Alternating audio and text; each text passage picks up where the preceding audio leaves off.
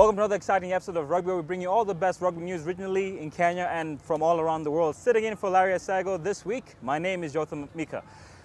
Joining me in studio today, I had the pleasure of being with them last weekend during kabeberi Sevens, the first leg of the National Sevens Series. We have, of course, William. How are you doing? Very okay. All right, Tito, you're not a stranger to this set. I know the set has missed me. Set has missed you. All right, in one word, very quickly, how would you describe last weekend kabeberi Sevens? Oh, very explosive. A very fresh start to the Seventh Circuit, and we've seen some fantastic rugby being played, and of course, with KCB winning, it sets up us for a very entertaining and exciting Seventh Circuit with 4 legs to go. All right. Yeah. Tito, how did you find kabeberi Sevens, given that you are a Mwamba fan and you do have some affiliations with Mwamba? Hosted by Mwamba. kabeberi Sevens, I think the form book was thrown out of the window. Okay. A lot of upsets. The smaller teams came in and they really made their presence felt. Okay. Big shout out to my guys of Catholic University. Catholic University. I know I'd put them down a bit, but they proved me wrong. All right. I love that. All right. Love how they played. All the right. spirit they showed was fantastic. Well, we shall dissect the games a bit more later on, but first, in case you missed the first weekend, number one, that was a bad decision on your part. But good news is we do have highlights of the games, and here's what happened.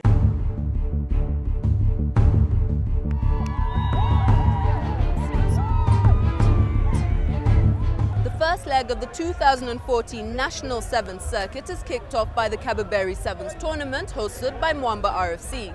This tournament has been hosted by Mwamba since 1988 in memory of the late George Mwangi. Fans and players alike are looking forward to an exciting series of tournaments with the more popular Sevens version of the game. Stay tuned for more action.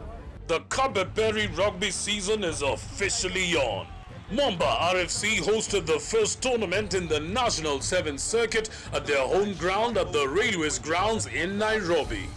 All the big guns were there, and not so much was expected in terms of a team pulling a fast one on the established masters of the Sevens game.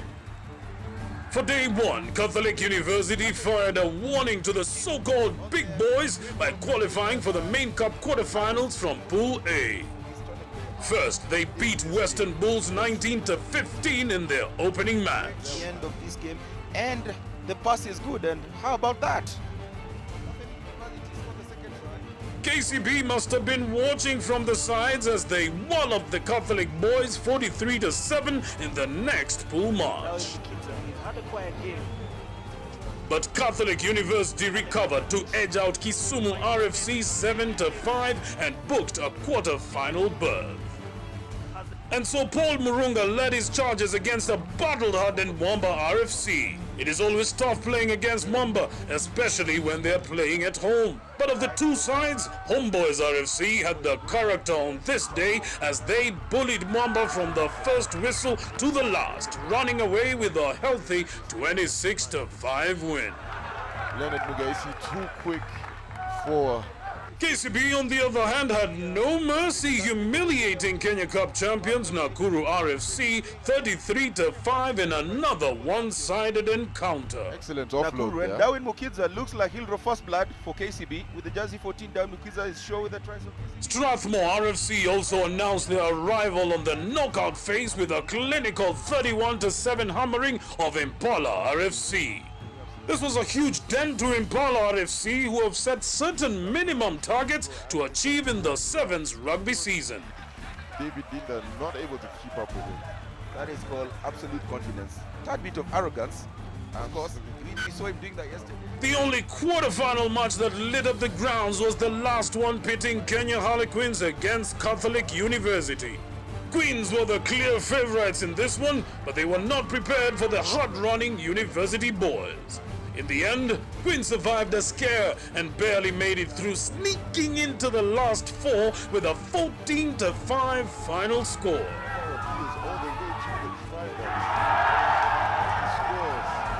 They managed only 2 tries against 1. Excellent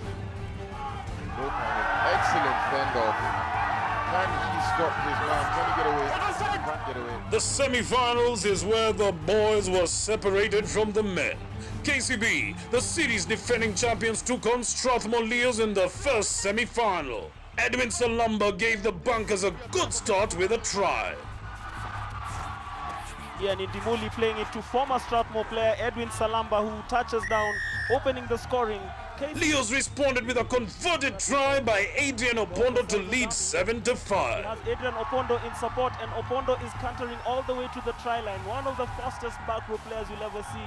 Opondo is going to score under. But Salamba was a thorn in the flesh for Strathmore as he scored another try for a 10-7 halftime lead for KCB. Edwin Salamba is going to score under the post. 10-5. Darwin Mukiza gave KCB some breathing space with a converted try. A brace against his former club. Darwin Mukiza. KCB continuity there. That's Darwin Mukiza to extend KCB's lead. The scores are now 15 points to 7. And well, only for Strathmore to score again at the death. But that was a little too late as KCB won 17-14. Churchill Orko is going to score under the post, and we still have a game on our hands. In the second semi-final matchup, Kenya Harlequins were off the blocks the quickest, storming a massive 19-0 lead at halftime against Homeboys. Homeboys were a different side in the second half as tries by Leonard Mugazi and Oscar Ayodi closed the gap to 7 points. Ayodi then saw yellow and was sent to the sin bin as Queens used their numerical advantage to score and go up 26-12. A gap. Clay Gendon. Clay Gendon will score. Probably will be the winning try there for Harlequins. Homeboys' last try was nothing more than just making the score respectable as they lost 26-17. Try all the way, but unfortunately it's going to be a consolation try. It's going to be a consolation.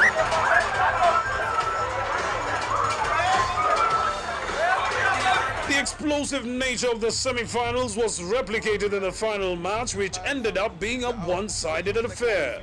Oliver Mangeni and Ken Mossetti's tries sent KCB 12-0 up just before halftime. And KCB will coast in for the first try. Great work there. With pressure from Queens, KCB turned the tide with Oliver Mangeni once again punishing Queens with a Otieno, putting the icing on the cake to give KCB a well-deserved 24-0 win. Typical of any forward, Mangeni steps through and skips to scores a try. Oliver Mangeni.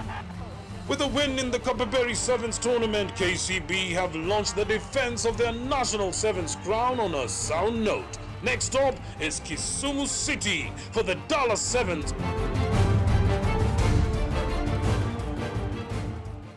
All right, once again, you mentioned Catholic University. I think it's just fair before we go into the nitty-gritty of it. Catholic University, we've never really expected them. And I think all three of us, at some point, we didn't even think they'll get past the quarters against Daystar. Yeah, from day one of kabeberi, the first game was against Western Bulls, and that was the first upset of the tournament. Yeah. I think it was the second game of the tournament. They set the pace early They set the pace, and so, okay, there's something cooking here. Went on to lose to KCB a big score, but still coming in for the third game against Kisumu, upset the form book again, and found themselves in the quarters. Up against Queens at some point, it was 7-5, and they had the ball in the Queens 22, but maybe a bit of inexperience, they couldn't convert their chances. Coming into the first leg, we knew all the big clubs, Nondis, Kenya Harlequins, Homeboys, Mwamba, KCB, just to name a few. Now, I want to put Mwamba and Nakuru in the same group because I think they had the same bag of results. And possibly, let's sneak in Impala too. Overall, those three teams, did they really perform to what we'd expect them to perform, given their rich history and their track record? I think the biggest losers for me would have to be Mwamba. I mean, Mwamba was expected to go all the way, maybe to a semi, to a final. Yeah. Last year they were the host of this of the event, but losing to Catholic University and the manner of that defeat, you could tell that defeat against Homeboys just took the sting out of them, man. They looked completely out of. Okay, they led 10-0, but once the pressure was turned on against the Monks, man, they just whatever disintegrated. I mean. Cool heads were dropping, you're seeing shoulders slouching, and they just know that whatever thing you're thinking. Okay. For Impala, I think it was a decent result, by the way, man. I think they're still trying to build a couple of players out, so probably I think 13 points from the first leg is not bad. They'll have to build on that going forward. Nakuru also, I think, for me, were a big disappointment. They looked completely out of depth in a match against KCB. They had no plan B or plan C. I mean, KCB just ran them out of town, man, completely out of town. And Nakuru have thrived in the 15th arena. For them to thrive in the 7th arena, I think they'll need They also a had a little bit different more batch of players this time round. Yes, of course. Yeah, they did. The same. They did. All right. Yeah. All right. Still on sevens. Coming up after the break, we look at our Kenya Sevens team and their performance when they went out hunting for gold. All right. Once again, you mentioned Catholic University. I think it's just fair before we go into the nitty-gritty of it. Catholic University, we've never really expected them. And I think all three of us, at some point, we didn't even think they'd get past the quarters against Daystar. Yeah, from day one of kabeberi, the first game was against Western Bulls. And that was the first upset of the tournament. Yeah. I think it was the second game of the tournament. They set the pace early They set on. the pace, and so, okay, there's something cooking here. Went on to lose to KCB by a big score.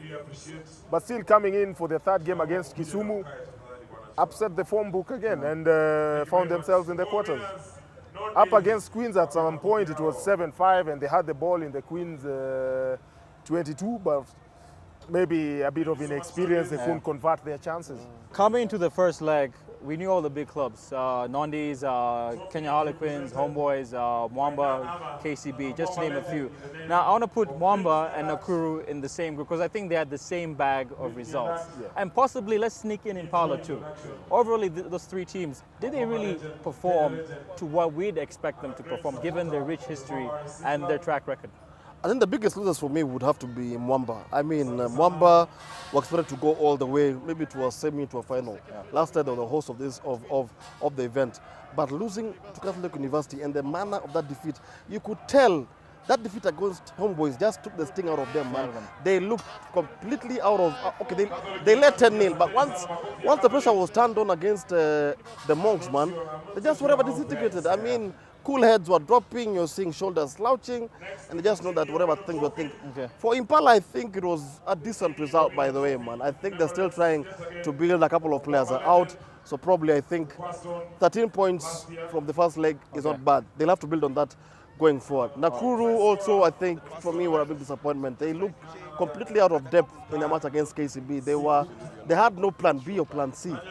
I mean, KCB just ran them out of town, man, completely out of town. And Nakuru have thrived in the 15th arena. For them to thrive in the 7th arena, I think they'll need they also a had a little bit different batch of players this time round. Yes, of course. Yeah, they did. The same. They did. All right, if you just tuned in, you're watching Scrum Done Rugby on Zuku Sports. Remember, you can find us on social media, facebook.com/Scrum Done Rugby, and also on Twitter, #Scrum Done Rugby @Scrum Done Rugby. Now, last month, our Kenya Sevens team went out Commonwealth. I'm not so sure how we can describe the results. I mean, analytically, if we look at it, is it a step up from our last foray when we went hunting for gold? Day one, beat Cook Islands, beat Trinidad and Tobago. Lost badly to South Africa. Yeah. And the team, our performance has stagnated. We are a quarter-final team, and that's especially when we get a good pool. All right. And we seem to be lucky to be getting good pools. Okay. The moment we get a pool that has Samoa, Fiji, we are never going to get out of that pool. The way we are playing at the moment, it's a team that it's stale and it needs new energy. New energy. Yeah. All right. Speaking of energy, we managed to catch up with the team before the tournament at one of their training sessions, and here's what happens behind the scenes. Kenya performed below par in the IRB 7th circuit of the 2013-2014 season. The Commonwealth Games in Glasgow, Scotland was a chance for the Kenya team to make amends by winning a medal to appease the very demanding fans back home. The team had less than 2 weeks to prepare for the Commonwealth Games. Most of the players were in Madagascar with the national 15s team for the 2015 Rugby World Cup qualifiers, so it was difficult to have a meaningful build-up. Some of our players who were involved in the Rugby World Cup qualifying in Madagascar only joined us about just over a week ago. But I mean, since last week Monday when we arrived here, I think we really put in the hard work. And just today, just putting all the final touches together. While at the Commonwealth Games, all teams are under the National Olympic Committee of Kenya and not the unions or federations. In the case of the Kenya Sevens, the Kenya Rugby Union handed over the team to the National Olympic Committee. Well, in terms of readiness, I think, we always have a saying, we're never ready and we're never done. I think there will always be, some work that we could have done. And also because of the limited time frame, we couldn't, give attention to all the things we wanted to. But I think we've spent a lot of time on the things that's the most important in the game. We wanted the guys to gel as quickly as possible as a team. We wanted to get the intensity up there and just the workload, and I think we've managed to do exactly that over the past couple of days. I think our coaches, and our conditioning staff and medical team, they really work hard behind the scenes, to get the guys up to speed, and I think the guys are ready to go. I think they're really keen to start, and like I said, on Saturday, and I think our focus for now is just on that first game against Cook Islands. This explains why the team is training in a different strip from what they usually do for the IRB 7 circuit. Adjusting from the 15s rugby that most players were playing for the World Cup qualifiers to the 7s game took some time for some to adjust. Captain Andrew Amonde, Collins Injera, Michael Legevi, Patrice Agunda and Lavin Asego played a key role in the Kenya 15s team in Madagascar, a team that missed out on the Rugby World Cup in 2015 by losing the final match against Zimbabwe after beating Namibia and Madagascar. Coach Paul True was confident of a good showing despite the short time for preparations. The Commonwealth Games are as competitive as the IRB circuit. The only core teams missing from the Commonwealth were Fiji, USA and Argentina. The big boys, including New Zealand, South Africa, Scotland, Wales, England and Australia, were all represented by their best players. Kenya was in the same pool with South Africa, Cook Islands and Trinidad and Tobago. All right, once again, remember you can find us on Twitter at Scrum.Rugby, also on Facebook, Scrum Down. If you're yet to like our page, please do. Tito, you were saying before we checked out the team training that we seem to have reached a certain point. William, would you agree with that? Just before I take it back I totally agree with Tito, man. I just look at that. Look, New Zealand was saying that they were very lucky to beat Kenya. So what does that tell you, man? Kenya didn't just step up to the plate.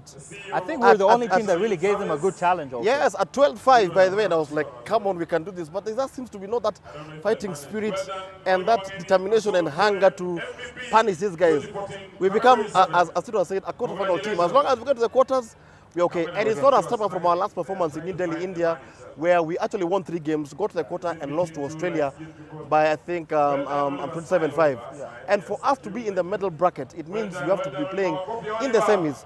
And the next games, which are the Olympic Games in Rio, are going to be tough because you're looking at New Zealand, South Africa, Fiji, Samoa, Australia, England, and those are all teams in the Commonwealth.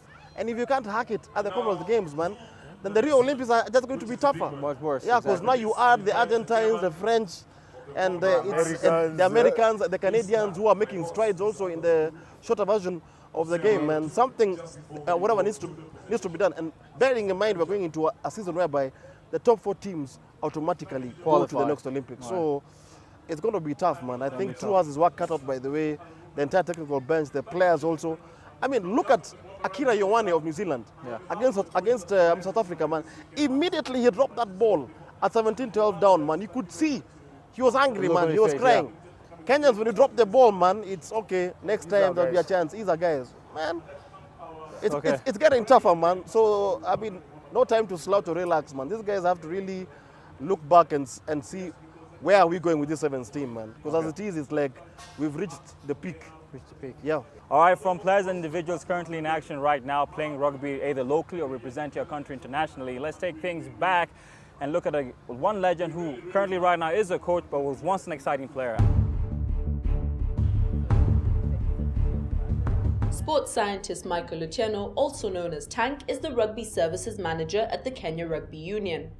It has been a steady climb to this position, with a journey beginning way back in 1979. Like most rugby players in Kenya, he was introduced to the sport in high school at the age of 13. He played for Nondi's RFC and his star shone so bright that Mwamba took him in after just 1 year.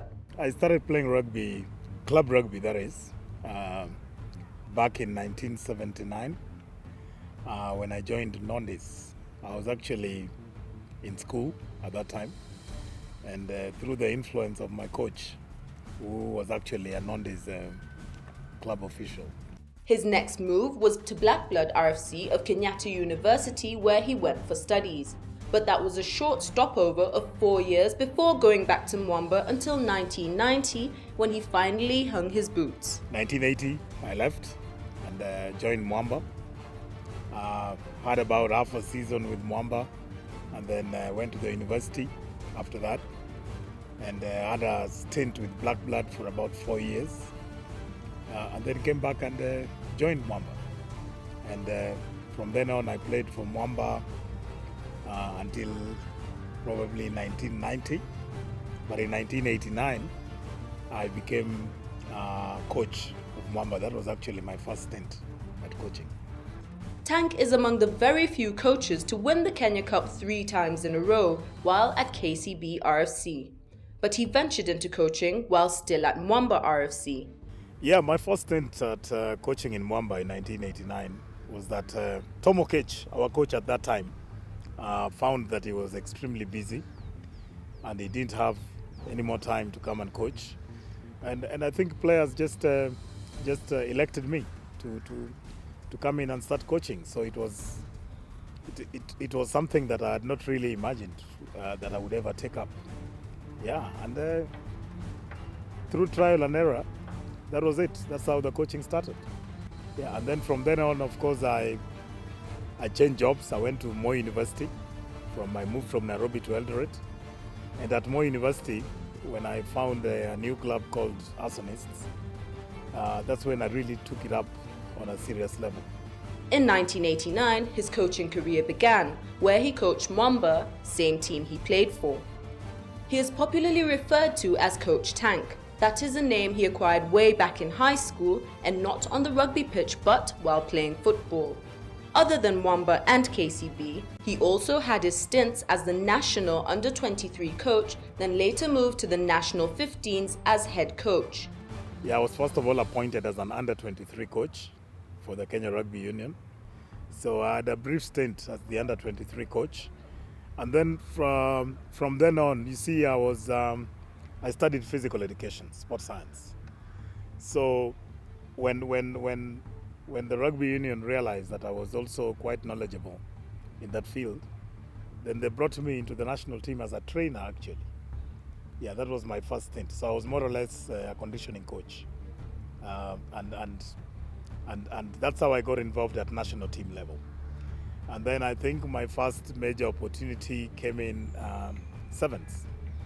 When now I was just given the opportunity. I was appointed Kenya Sevens coach after a stint with the 15s as a trainer for about 3 or 4 years.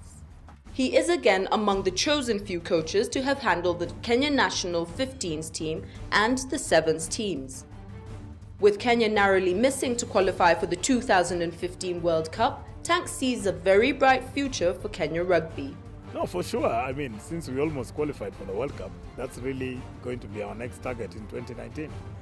But to do that, really, we need to put a bit more of our money in development. We need to create structures down, like from talent identification at under 16, then under 19, and then probably try and compete at the Junior Rugby World Cup first before we can think of the Senior World Cup.